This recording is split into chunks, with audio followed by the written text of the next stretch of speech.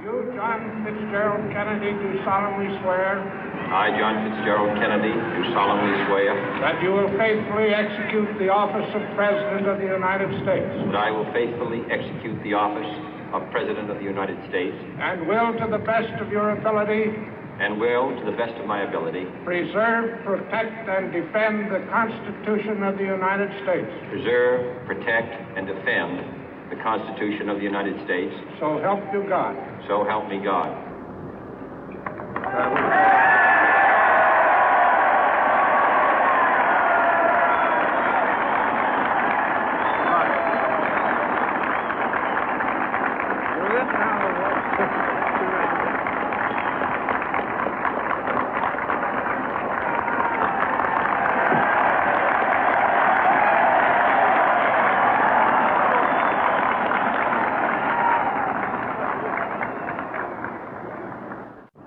Vice President Johnson, Mr. Speaker, Mr. Chief Justice, President Eisenhower, Vice President Nixon, President Truman, Reverend clergy, fellow citizens. We observe today not a victory of party, but a celebration of freedom, symbolizing an end as well as a beginning, signifying renewal as well as change. For I have sworn before you and Almighty God the same solemn oath our forebears prescribed nearly a century and 3/4 ago. The world is very different now, for man holds in his mortal hands the power to abolish all forms of human poverty and all forms of human life. And yet the same revolutionary beliefs for which our forebears fought are still at issue around the globe. The belief that the rights of man come not from the generosity of the state, but from the hand of God. We dare not forget today that we are the heirs of that first revolution. Let the word go forth from this time and place to friend and foe alike that the torch has been passed to a new generation of Americans born in this century, tempered by war, disciplined by a hard and bitter peace, proud of our ancient heritage, and unwilling to witness or permit the slow undoing of those human rights to which this nation has always been committed and to which we are committed today at home and around the world.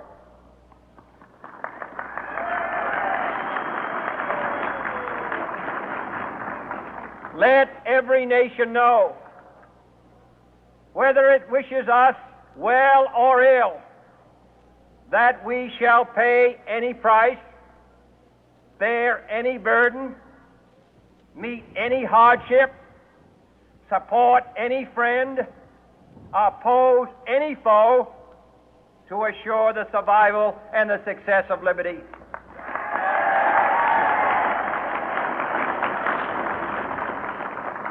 This much we pledge and more. To those old allies whose cultural and spiritual origins we share, we pledge the loyalty of faithful friends. United, there is little we cannot do in a host of cooperative ventures. Divided, there is little we can do, for we dare not meet a powerful challenge at odds and split asunder. To those new states whom we welcome to the ranks of the free, we pledge our word that one form of colonial control shall not have passed away, merely to be replaced by a far more iron tyranny. We shall not always expect to find them supporting our view, but we shall always hope to find them strongly supporting their own freedom, and to remember that in the past, those who foolishly sought power by riding the back of the tiger ended up inside.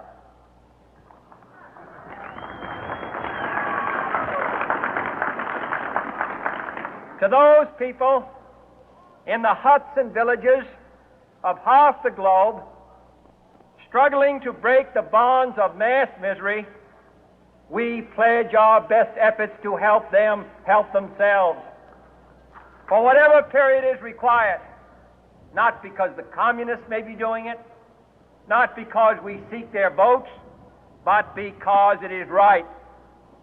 If a free society cannot help the many who are poor, it cannot save the few who are rich.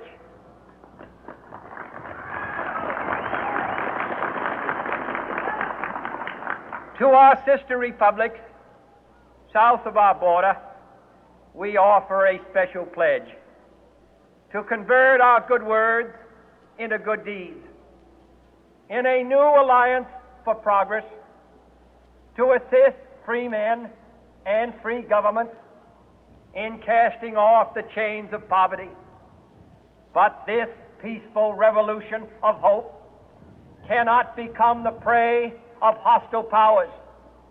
Let all our neighbors know that we shall join with them to oppose aggression or subversion anywhere in the Americas. And let every other power know that this hemisphere intends to remain the master of its own house.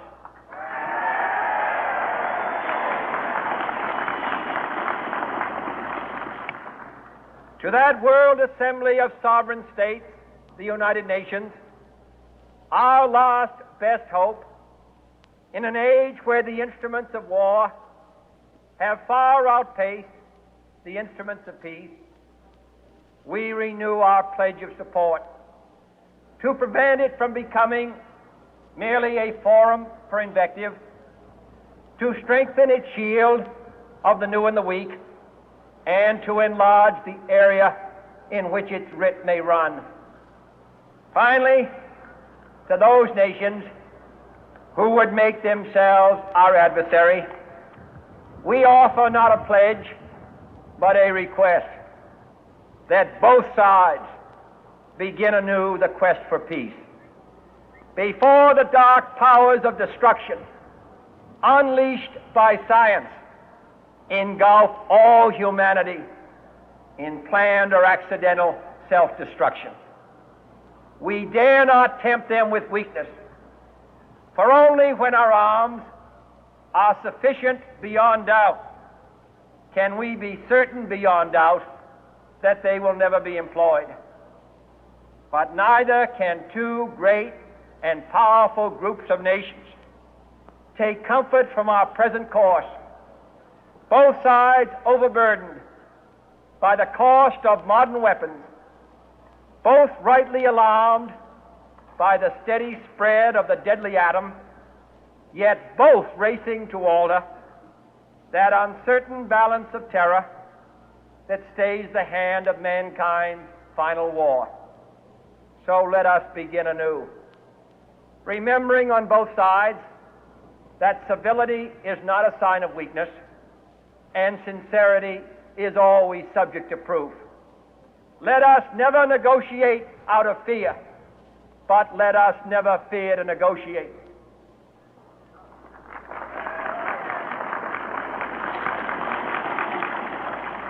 Let both sides explore what problems unite us, instead of belaboring those problems which divide us.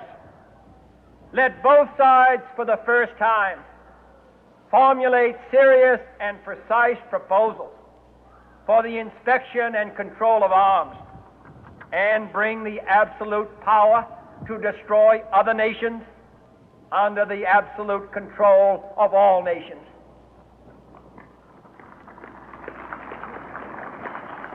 Let both sides seek to invoke the wonders of science instead of its terrors.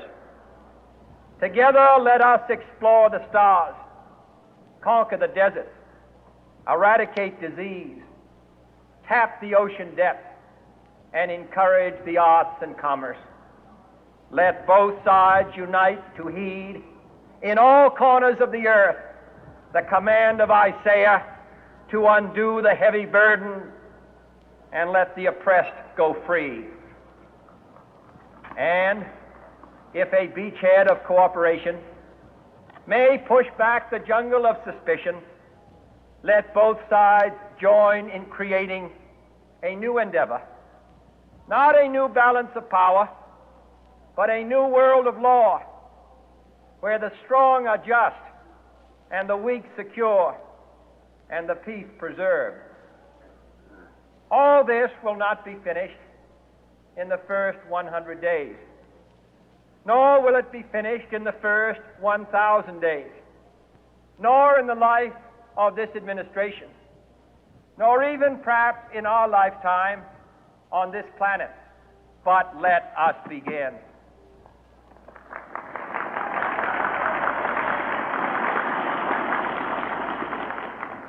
In your hands, my fellow citizens, more than mine, will rest the final success or failure of our course.